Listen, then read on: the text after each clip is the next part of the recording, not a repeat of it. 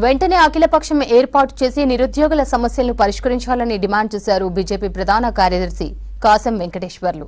నెల రోజుల నుంచి విద్యార్థులు నిరుద్యోగులు ఆందోళన చేస్తుంటే రాష్ట్ర ప్రభుత్వం పట్టనట్లు వ్యవహరిస్తోందన్నారు. నోటిఫికేషన్ను సవరించుకోవడానికి ఆలోచించమని స్పెషల్ చీఫ్ సెక్రటరీ కోర్టు లేఖ రాసినా సర్కారు స్పందించడం లేదన్నారు. నిరుద్యోగులకు అనుగుణంగా పరీక్షల తేదీలను సరిచేయాలన్నారు కాసం.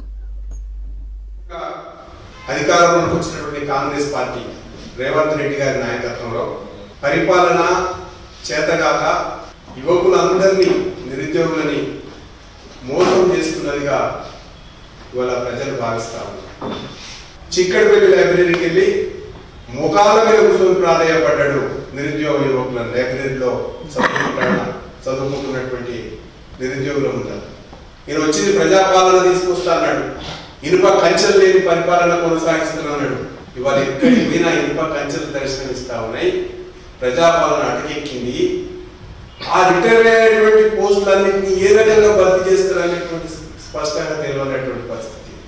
తెలంగాణ ఏర్పడిన తర్వాత చాలా డిపార్ట్మెంట్ ఇప్పటి వరకు అన్ని డిపార్ట్మెంట్లో పై స్థాయి పోస్టుల నుంచి కింది స్థాయి పోస్టుల వరకు అటు పోయిన తర్వాత ఇక్కడ వేయాల్సినటువంటి పోస్టు ఏవి కూడా భర్తీ చేయకుండా ఇవాళ అదే రకంగా టీఆర్ఎస్ పార్టీ పెట్టింది, కేసీఆర్ పెట్టిండు.